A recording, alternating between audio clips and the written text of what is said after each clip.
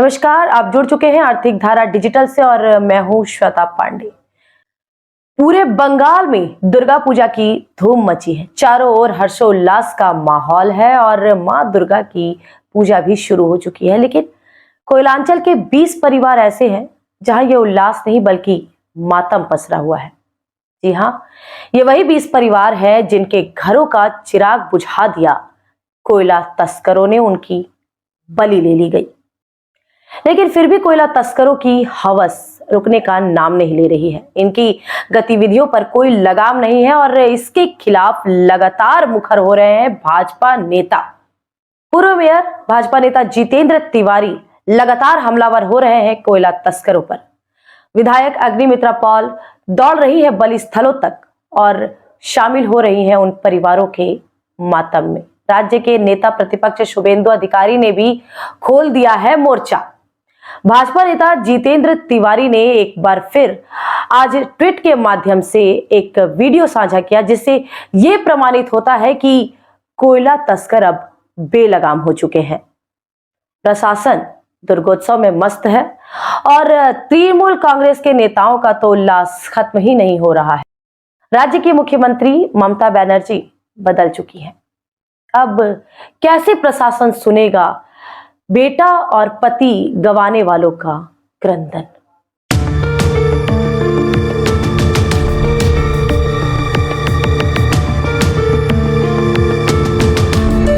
पूर्व मेयर जितेंद्र तिवारी ने कर रखी है मोर्चाबंदी।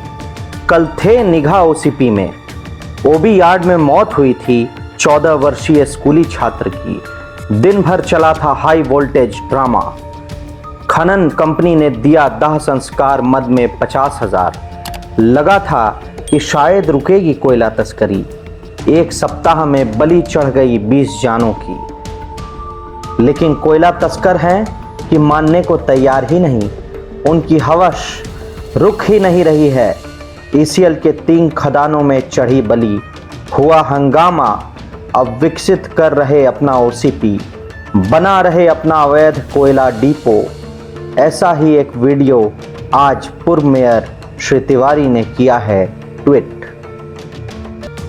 पूर्व मेयर जितेंद्र तिवारी ने कहा, यह मधाईपुर ओसीपी का दृश्य है। 2-2 सावेल मशीनें युद्ध स्तर पर काट रही हैं कोयला। बड़े तालाब के किनारे हो रही मिट्टी कटाई। ओबी हटाने के लिए लगे हैं कई ट्रक। उन्होंने पूछा है, क्या पांडवेश्वर क्षेत्र के जीएम की जानकारी में यह नहीं है? उन्होंने यह भी पूछा, क्या स्थानीय प्रशासन को नहीं दिख रहा है यह?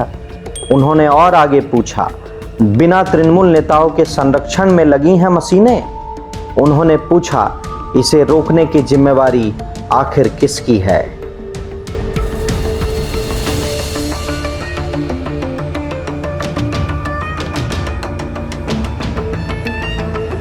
आखिर जितेंद्र तिवारी के सवालों का जवाब देगा कौन? केंद्र सरकार, राज्य सरकार का है दायित्व। सीबीआई, आयकर विभाग, ईडी, सीआईडी तथा पुलिस करती है जांच। लेकिन शर्मनाक है यह तथ्य, केंद्र सरकार हो या राज्य सरकार, किसी ने नहीं पता लगाया कोयला तस्करी में कितनी हुई है लूट। न कोई कमेटी, न कोई सर्वे, न कोई असाइनमेंट। हाँ, इतना बता दें, झारखंड सरकार ने जरूर करवाया था अध्ययन, वह भी सीमित मुद्दों पर। जमशेदपुर की XLRI ने सौंपी थी रिपोर्ट। लेकिन ममता सरकार हो या वाम मोर्चा सरकार, किसी ने भी नहीं करवाया सर्वे और अध्ययन। क्यों? इसलिए कि उनके ही संरक्षण में होती है अरबों रुपए की लूट। हाल ही में ममता ने कहा था, अवैध कोयला खनन के कारण रानीगंज में होगा उत्तराखंड जैसा भूस्खलन। केंद्र को उन्होंने चेताया भी, लेकिन खुद क्या कर रही हैं ममता? नारायणकुड़ी ओसीपी में कोयला तस्करों ने ली 7 की बलि। दुर्गा पूजा के उद्घाटन के दौरान मृतकों को 2-2 लाख देने की घोषणा। लेकिन कोयला तस्करों के खिलाफ एक भी शब्द नहीं।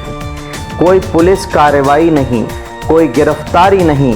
सरकारी अनुदान देकर कोयला तस्करों को खुली छूट। अकेले में यदि आईना देखें तो सब कुछ दिखता है साफ साफ। सच्चाई नग्न होती है, इसे बयां करने के लिए नहीं होती शब्दों की जरूरत।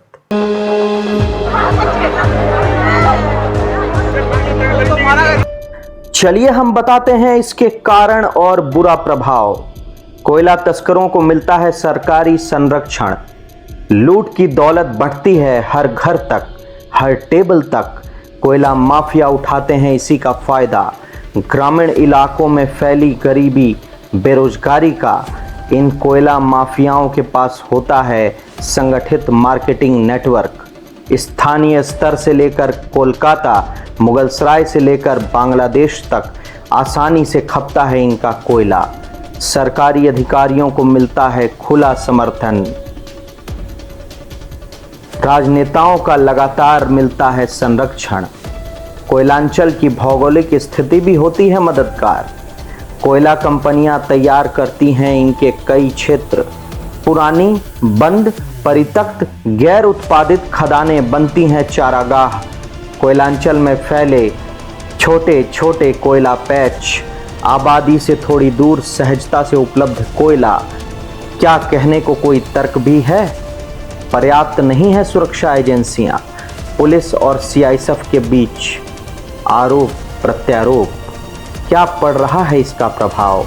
कोयला तस्कर लूट रहे अरबों की राष्ट्रीय संपत्ति। कोलकाता से लेकर नेपाल तक, मलेशिया से लेकर यूरोप तक करते हैं अय्याशी। खदानें जिंदा निगलती हैं मासूम जिंदगियां। लगातार सूनी होती हैं मांग और आंचल। भूखमरी से बचने के लिए उसी मौत को गले लगाने की होती है विवशता। सरकारी राजस्व का हो रहा नुकसान, लेकिन आखिर इसकी चिंता किसे है? सरकारी खाते में भले ही नहीं जाती राशि, निजी बैंक खाते में बढ़ता है सबका आंकड़ा। माफिया सहयोगी कमाते हैं काला धन, बिगड़ती है अर्थव्यवस्था, नष्ट होता है पर्यावरण, रोती है प्रकृति। सरकारी कंपनियों की खदानों के लिए बढ़ता है खतरा और होती है ऊर्जा संरक्षण की ऐसी तैसी। इस वीडियो में आज के लिए बस इतना ही। दुर्गोत्सव के बीच कोयला तस्करी पर चर्चा करेगा कौन? मां दुर्गा तो बलि नहीं ले रही, लेकिन कोयला तस्कर मानव बलि चढ़ा रहे हैं। मातम के इस क्रंदन को उल्लास के माहौल में कैसे सुनेगा कोई? इससे जुड़े और भी अपडेट्स आपको दिखाते रहेंगे। जुड़े रहें आर्थिक धारा डिजिटल से और शिल्पांचल की छोटी बड़ी खबरों को देखें फटाफट। धेमो में दुर्गा पूजा कमेटी के पंडाल का उद्घाटन किया ईसीएल के डीटी नीलाद्री राय ने। सोदपुर एरिया के जीएम अमितांजन नंदी, पूर्व पार्षद रोहित नोनिया, श्रमिक नेता अनिल सिंह, पार्षद संजय नोनिया आदि रहे मौजूद। मलेशिया के ट्विन टावर की तर्ज पर बना है भव्य पंडाल। ईस्टर्न रेलवे मेंस कांग्रेस की आसनसोल शाखा 4 की साधारण सभा और चुनाव का आयोजन। रेल कर्मियों के हक की आवाज उठाई यूनियन नेताओं ने। दुर्गा पूजा को लेकर पुलिस कमिश्नरेट इलाके में 80 पुलिस सहायता केंद्रों का उद्घाटन। साइबर अपराध को लेकर क्विज के माध्यम से होगा जागरूकता अभियान। बराकर के बेगुनिया स्थित श्री सिद्धेश्वर मंदिर में चल रहे जीर्णोद्धार कार्य का कुल्टी विधायक डॉक्टर अजय कुमार पोद्दार ने लिया जायजा। कहा, वर्ष 2022 में केंद्रीय संस्कृति मंत्री को विकास कार्य किए जाने के लिए लिखा था पत्र। द्रुत गति से होगा मंदिर का विकास। कतरास थाना क्षेत्र के लकड़का इलाके में पुलिस ने भारी मात्रा में अंग्रेजी शराब को जब्त किया। अवैध तरीके से शराब बेचती पकड़ाई पिता पुत्र की जोड़ी। कुमारधुबी ओपी क्षेत्र के कुमारधुबी बाजार स्थित एक गल्ला दुकान में हजारों की चोरी। दुकान का दरवाजा तोड़कर चोरों ने दिया घटना को अंजाम। ऐसे और भी मुद्दे उठाए जाएंगे। जुड़े रहिए आर्थिक धारा के साथ।